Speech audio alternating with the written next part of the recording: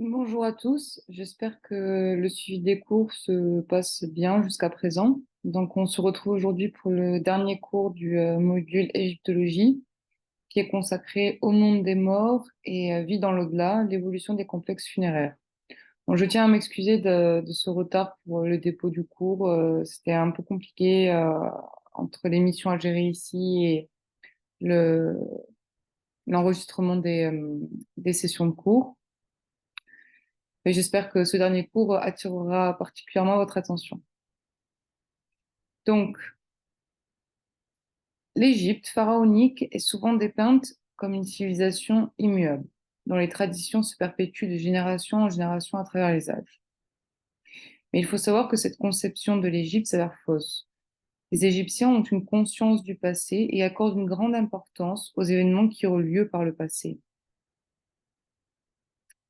Cependant, tout en perpétuant certaines traditions, de nouveaux aspects novateurs y sont incorporés et des innovations apparaissent sur les points religieux, idéologiques et architecturaux tels que nous allons le voir aujourd'hui avec l'évolution des structures funéraires de l'Ancien Empire au Nouvel Empire.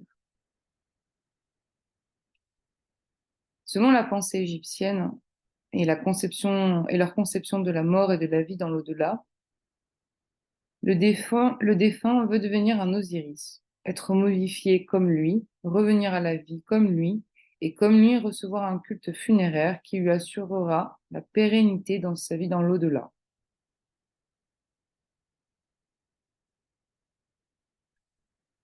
Lors des premières ères de la civilisation égyptienne, enfin du moins que l'on peut considérer comme de la civilisation égyptienne pharaonique, telle que le pré-dynastique, mais surtout la période tinnite que nous avons vue lors de notre deuxième cours, les funérailles étaient exclusivement réservées aux souverains. Puis s'est étendu progressivement aux personnes appartenant à la noblesse. Les personnes plus modestes ne bénéficieront d'une tombe ou de la momification qu'à partir du Moyen Empire. Mais jusqu'à la fin de l'histoire égyptienne, il existera des personnes beaucoup trop pauvres pour pouvoir s'obtenir un tel luxe. Donc avant de commencer à étudier les éléments, enfin l'évolution des complexes funéraires, il me semble nécessaire de vous faire un petit point sur la composition euh, du corps du défunt, mais aussi du vivant, selon les pensées égyptiennes.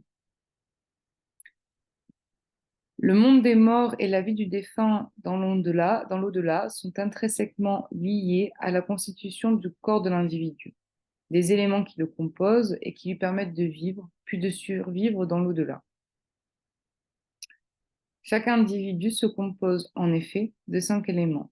L'ombre, le double immatériel de chacune des formes qu'il est amené à prendre au cours de sa vie, l'art, le cas, le bas et le non. L'art, que vous voyez ici, est un principe solaire. C'est un élément lumineux qui permet au défunt d'accéder aux étoiles lors de son passage dans l'au-delà. Il est la forme sous laquelle se manifeste la puissance des dieux ou des morts. C'est leur esprit, pour faire simple. L'esprit Ar est représenté par le signe hiéroglyphique de l'ibis que vous voyez ici.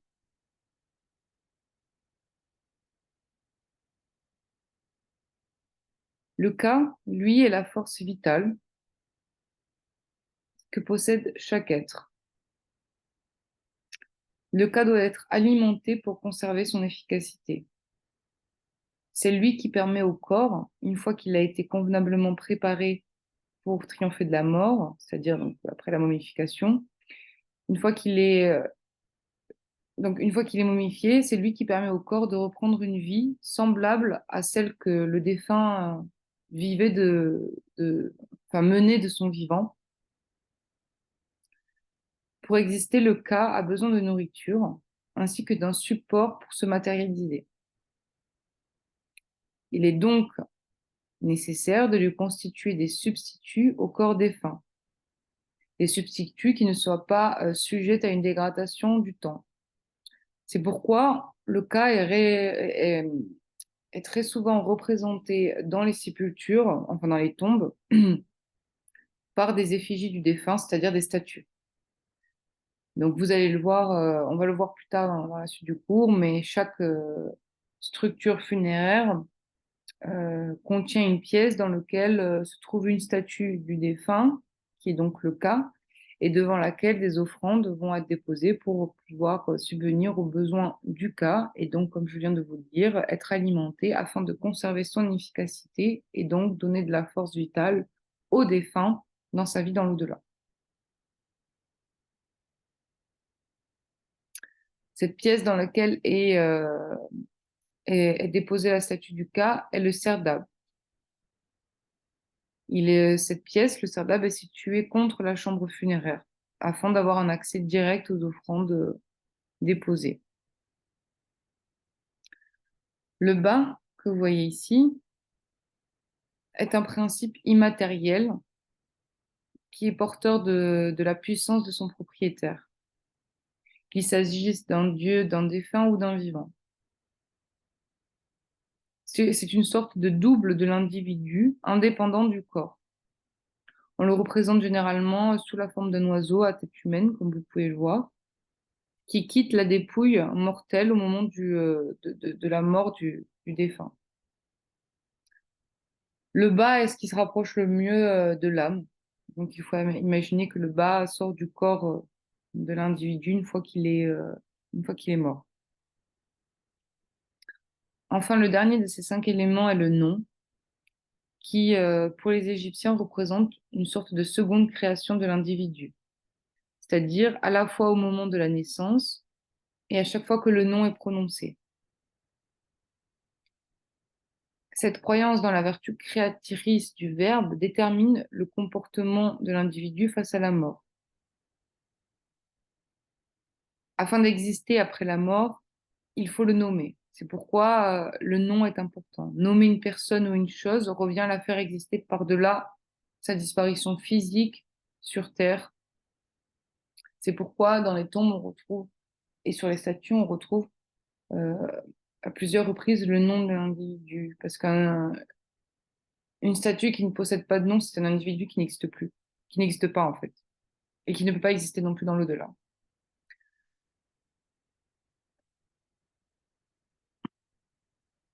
Les concepts, notamment pour l'art, l'esprit art, le cas et le bas sont comment dire, sont des aspects de la pensée égyptienne qui sont très difficiles à comprendre pour nous actuellement, puisque nous n'avons pas ça dans notre conception actuelle du monde et de la vie. Euh, mais dans les ouvrages que je vous ai donnés en bibliographie, vous retrouverez quelques indications qui pourront vous aiguiller un peu plus. Mais il s'agit de base pour que vous compreniez la suite. Donc, donc c'est assez synthétique, mais c'est ce qui compte. Il faut aussi bien prendre en compte que la tombe est considérée comme une demeure. Le défunt va s'y entourer de ses objets familiers, du mobilier, des ustensiles, des vêtements. À défaut de pouvoir emmener également ses champs et son bétail, ainsi que ses domestiques, le défunt fera représenter sur les parois de sa tombe l'ensemble des éléments qui l'accompagnera pour l'éternité. C'est pourquoi les complexes funéraires et les lieux de sépulture sont construits de façon à contenir un maximum d'indications et d'informations sur le défunt, ainsi que toutes les victuailles nécessaires pour assurer la vie de ce dernier dans l'au-delà.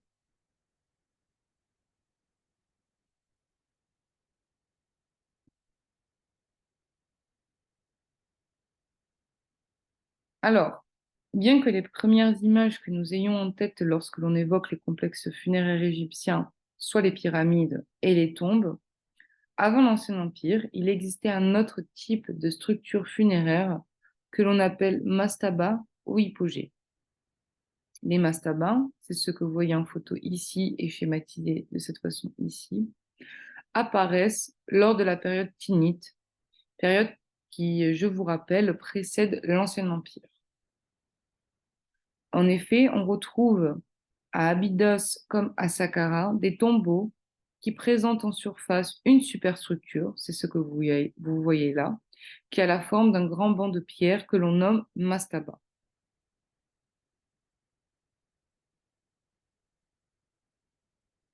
Tout au long de la période tinnite, cette structure funéraire, oh, punaise, pardon, je suis désolée, c'est un,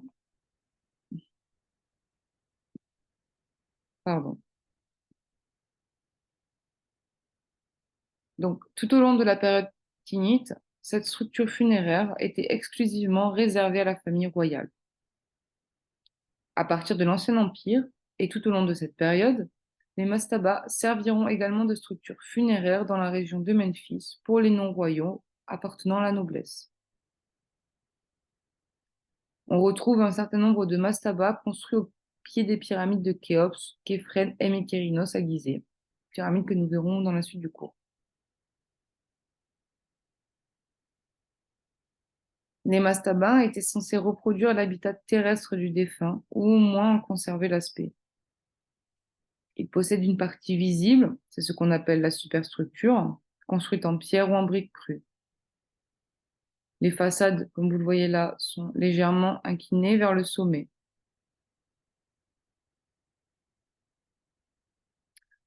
Dès le début de l'époque tinnique, cette structure possédait un aménagement intérieur constitué de pièces, mais qui était strictement limité par des murs de briques ou à pilastres, donnant l'impression d'une façade de palais.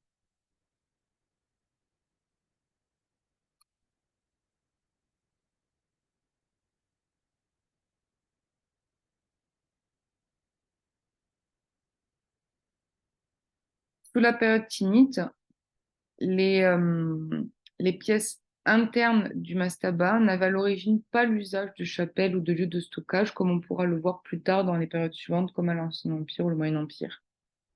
Le mastaba pouvait être entouré d'une ou deux enseignes, c'est-à-dire des murs qui délimitent la structure funéraire et donc le territoire du mort.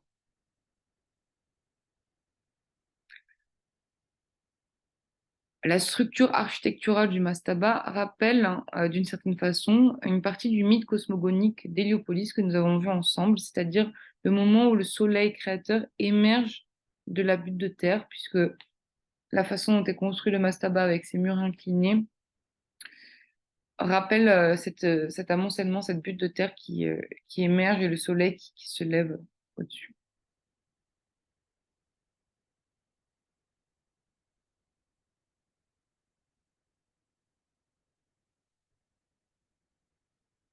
Le mort reposait dans une structure souterraine, dans une fosse ovale ou rectangulaire, c'est-à-dire un lieu regroupant à la fois le propriétaire de la tombe, défunt, et les divers moyens mis à disposition pour atteindre l'au-delà et y séjourner. Donc c'est ce que je vous disais tout à l'heure, ce sont tous les ustensiles, euh, les, euh, les vases canopes également, nécessaires à,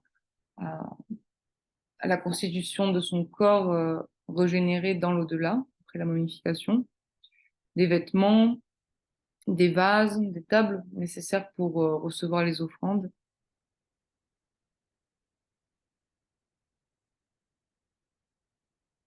On retrouve également dans la chambre funéraire quelques objets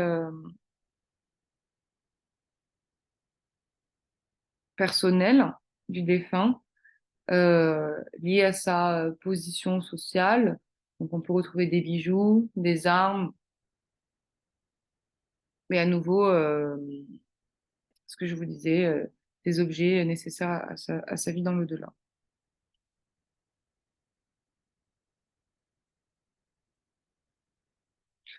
En fonction des époques, ce matériel funéraire va évoluer et augmenter aussi en fonction du statut de l'individu. L'individu a une position élevée et de haute fonction, donc, quelqu'un, par exemple qui appartient à la noblesse, plus le matériel présenté dans la tombe sera luxueux et riche.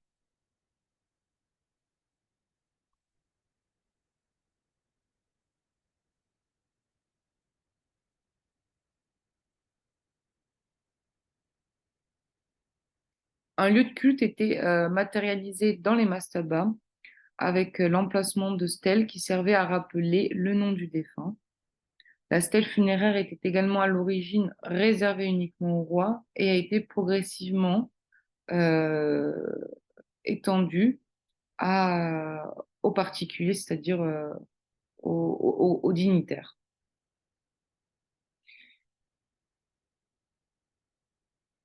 De même, la fonction de cette stèle funéraire va évoluer dans le sens d'un enrichissement. Elle ne se contente plus de nommer le propriétaire de la tombe, mais décrit également l'offrande qui doit lui être servie. Donc, je viens de me rendre compte que j'ai oublié de mettre certaines photos. Donc, je vais vous faire un document que j'ajouterai sur le Google Drive avec des images de ce qu'est qu'une stèle funéraire et, euh, et peut-être un peu plus de plans. Enfin, je vous déposerai tout ça sur le Google Drive.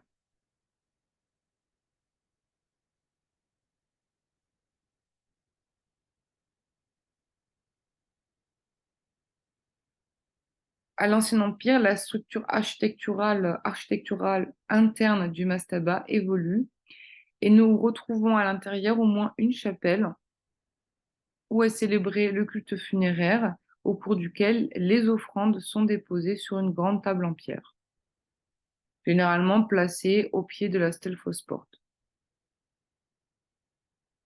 Au cours des siècles, l'espace intérieur du mastaba se développe et présente de nombreuses salles avec des murs décorés contenant des représentations du défunt, des scènes d'offrandes, mais aussi des épisodes de la vie quotidienne. On retrouve également des statues du défunt à l'intérieur. Généralement, elles sont enfermées dans le serdab que vous voyez ici. Cette pièce est murée et communicante avec la chapelle funéraire.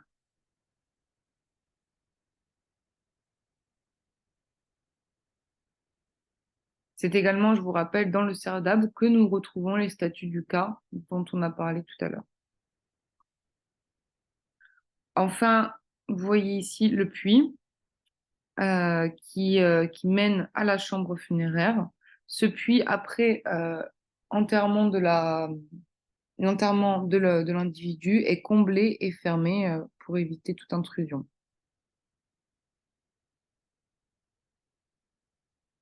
À côté du sarcophage, on retrouve donc, comme je vous disais, généralement le matériel funéraire, encore des offrandes, les vases canopes et tout ce qui est nécessaire pour le défunt dans l'au-delà.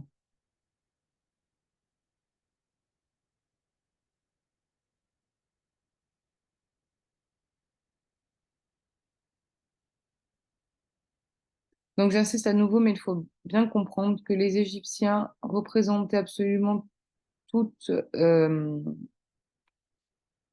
toutes les activités qu'ils menaient lors de leur vivant dans leur tombe et tous les éléments nécessaires à la vie terrestre dans la tombe afin d'assurer la pérennité de leur vie dans l'au-delà.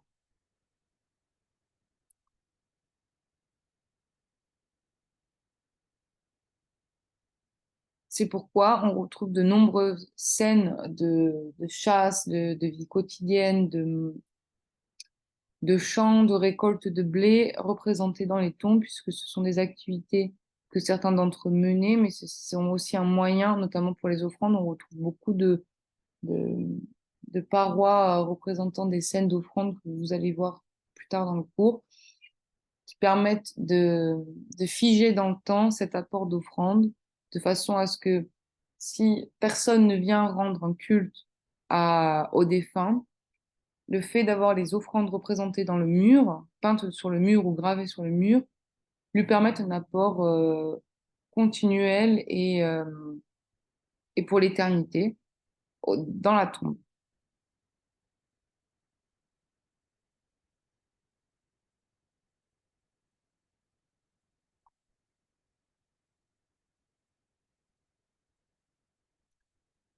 Les premières pyramides. Donc, l'apparition des premières pyramides apparaît à l'Ancien Empire durant la troisième dynastie et sera d'usage exclusivement royal. et s'achèvera, et la construction de ce type de structure funéraire pour le roi s'achèvera à la fin du Moyen Empire.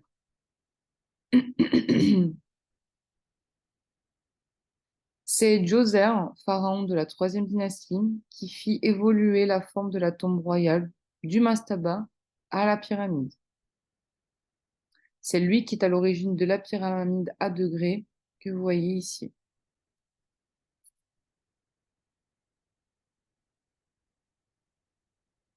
Au départ, Djoser n'avait pas prévu de faire construire son complexe funéraire sous la forme d'une pyramide. Il entreprit à l'origine une sépulture classique sous la forme d'un mastaba, composé d'un puits de 28 mètres, donnant accès à son caveau funéraire. C'est ce que vous voyez ici sur ce schéma. On fait abstraction de la structure pyramidale. À l'origine, la structure de l'édifice de Djoser devait ressembler à un mastaba, que vous voyez là, et le puits qui mène à la chambre funéraire. Le mastaba mesurait à l'origine 8 mètres de haut. Cependant, la structure funéraire, donc le mastaba en lui-même, était masquée de loin par la muraille d'enceinte qui encerclait le mastaba. Je crois que sur la première photo, on le voit. Voilà, la muraille d'enceinte qui, euh, qui cachait le mastaba à l'origine, c'était cette structure que vous voyez ici. Et il faut imaginer, parce que là, il reste que des ruines, que cette muraille se prolongeait tout le long, en fait, de, de, du territoire, puisqu'elle encerclait la structure funéraire.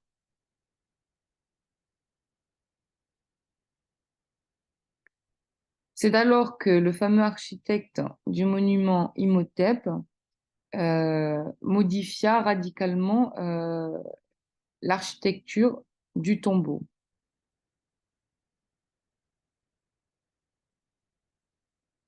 Il transforma donc le mastaba en pyramide. Dans un premier temps, il englobe le mastaba initial dans une pyramide à 4 degrés. C'est ce que vous voyez ici schématisé. C'est-à-dire qu'il ajoute successivement plusieurs euh, mastaba enfin, plusieurs degrés en fait, mais ayant la forme de mastaba, comme ça. Puis il reprend l'ensemble de la structure en la surélevant à nouveau de façon à obtenir une pyramide à 6 degrés, selon le même système, à nouveau des mastabas, progressivement plus petits, mais de plus en plus haut, menant à une pyramide à degrés mesurant une soixantaine de mètres de haut. Ce schéma est l'étape finale.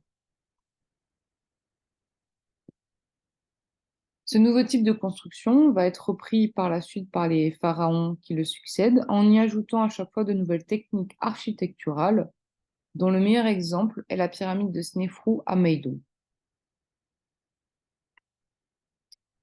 Snéfrou est le pharaon fondateur de la quatrième dynastie et le père de Khéops. Le site de Meidoum se situe à 80 km au sud de Memphis. Après les traditionnels monuments funéraires à degrés de Sakharin que nous venons d'étudier, cette pyramide marque une nouvelle étape.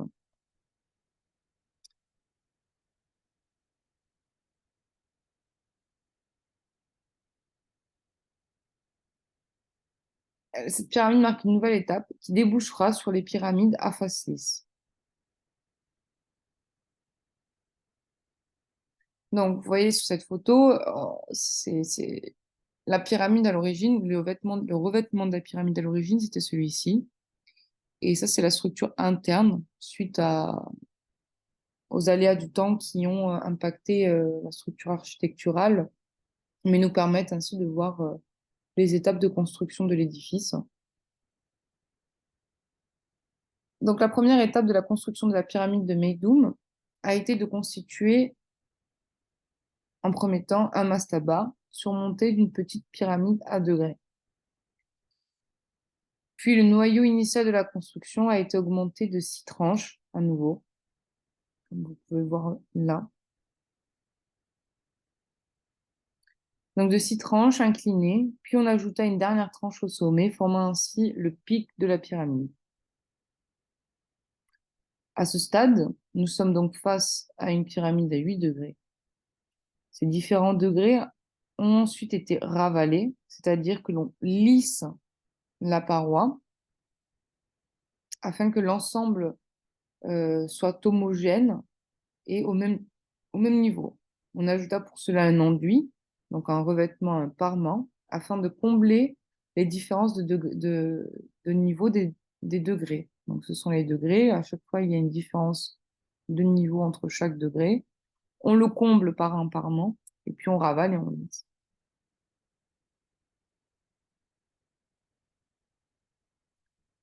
Cette technique a donc permis de donner lieu à une pyramide lisse et non plus à degrés. L'aspect actuel, comme je vous le disais, de la pyramide est en ruine, mais nous permet justement d'entrevoir les différentes techniques utilisées pour transformer la première pyramide à degrés en pyramide à face lisse. Concernant la structure interne de la pyramide, cette dernière est assez simple, mais contient une innovation technologique qui deviendra la norme pour pour les monuments suivants. L'entrée de la tombe est localisée sur la face nord, au sud du niveau du sol.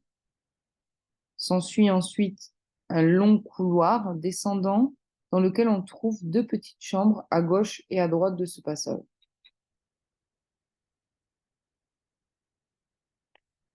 À son extrémité, un couloir vertical mène à la chambre funéraire. Bien entendu, aucun sarcophage n'a été retrouvé à l'intérieur, probablement dû aux nombreux pillages qui ont eu lieu dans l'Antiquité, mais également au XIXe siècle.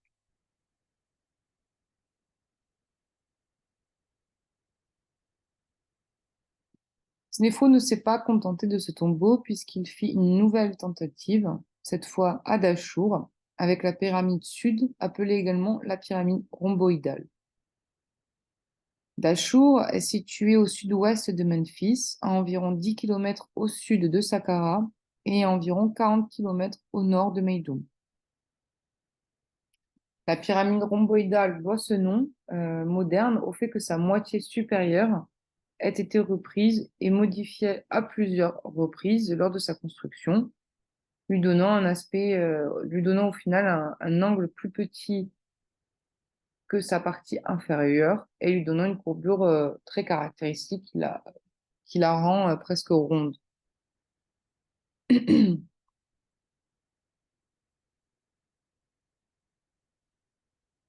fait que le pharaon Snéfrou abandonne le site de Meydoun et sa pyramide à degrés pour essayer un nouveau type de construction funéraire à Dachour pourrait refléter un changement dans l'idéologie royale et où le tombeau du roi n'est plus considéré comme un escalier qui monte vers les dieux, mais plutôt comme un symbole du culte solaire et du monticule primitif duquel toute la vie avait jailli. Et donc, je vous rappelle, on retourne à nouveau vers cette idée des mythes de la cosmogonie héliopolitaine, notamment, avec ce tertre qui émerge de l'océan primordial et, et le soleil qui apparaît au-dessus. La structure interne de la pyramide est novatrice. À la différence des autres pyramides construites auparavant, il y a 2 agencements internes. 2 chambres funéraires sont accessibles par 2 entrées distinctes. L'une est située au nord de la pyramide et l'autre sur la face ouest. L'entrée nord se trouve à 11 mètres au niveau du sol et donne sur un couloir de 78 mètres de long avec une pente de 25 degrés qui conduit à une antichambre qu'on appelle également un corridor qui mesure 12,60 mètres de haut et qui se trouve à 23 mètres du niveau du sol. La chambre funéraire, elle, se situe à 6,75 mètres au-dessous de l'antichambre, soit un total de presque 30 mètres sous le niveau du sol. Cette chambre funéraire porte le nom de chambre inférieure car elle est à un niveau plus bas que la chambre ouest que l'on appelle chambre supérieure. L'entrée ouest se trouve à environ 30 mètres au-dessus du niveau du sol. Et pour accéder à la chambre funéraire, il faut d'abord parcourir un couloir qui descend sur 60 mètres et qui aboutit à un grand puits de 8,90 mètres de haut et qui est en réalité en superposition de deux petites chambres que l'on voit ici, dont la fonction reste inconnue.